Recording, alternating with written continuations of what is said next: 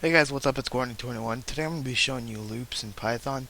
I talked about a nested loop in one of my tutorials. Not really, but I just gave you an example of what it was. But today we're going to be doing for loops. Um, nested loops and all that stuff will come on later when we get more in depth into it in later tutorials. But today I'm going to show you what a for loop is. Well, if I want to do this, I'm just going to give you an example real quick. For loop in, say, 1 through 5.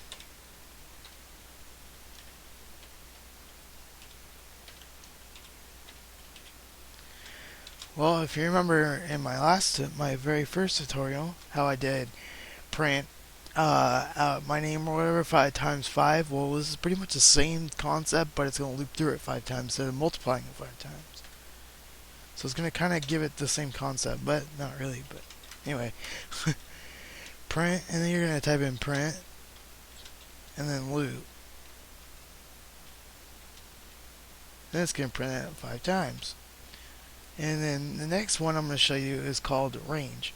And I'll explain what the for loop in it means. But first, what you got to do is you can type in for loop in range, and then 1 through 5 again.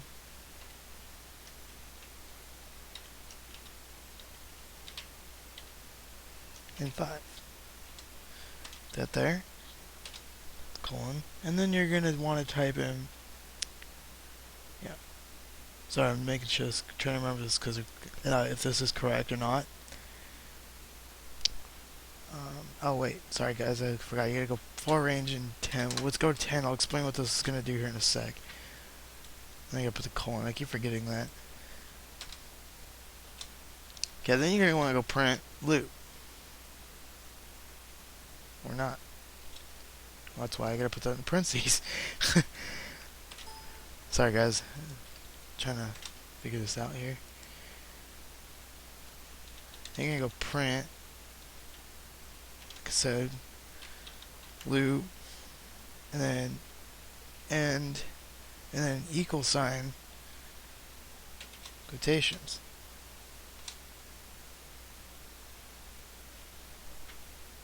Or not have that work. I know why. Gotta remember that down there. This should work now. There it goes.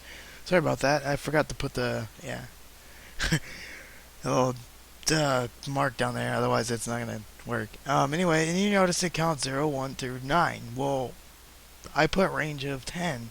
The reason it does that is because it's gonna count up to 9. It's not, or it's gonna count up to 10, but it's gonna go to 9.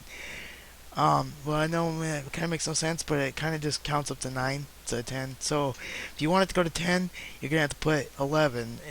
I don't know why it is, but that's how it is. Anyway, I'll explain what the for and the in range means.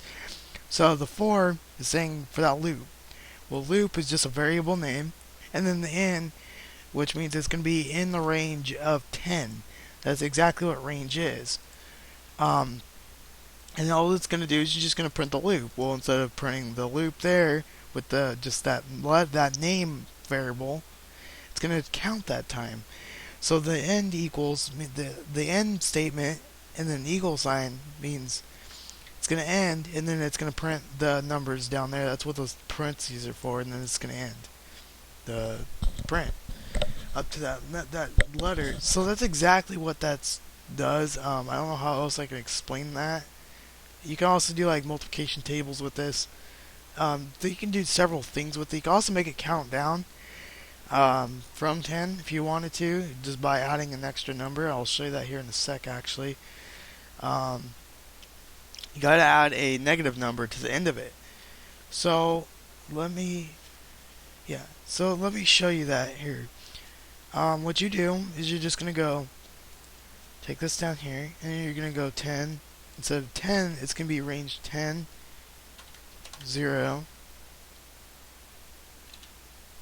10, 0, and negative 1.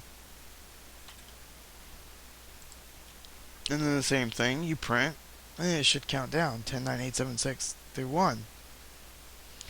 Well, you notice it counted back from 10 this time, but that's because you added the extra number.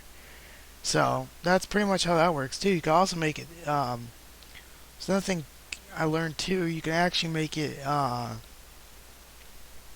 Well, you can make it pause.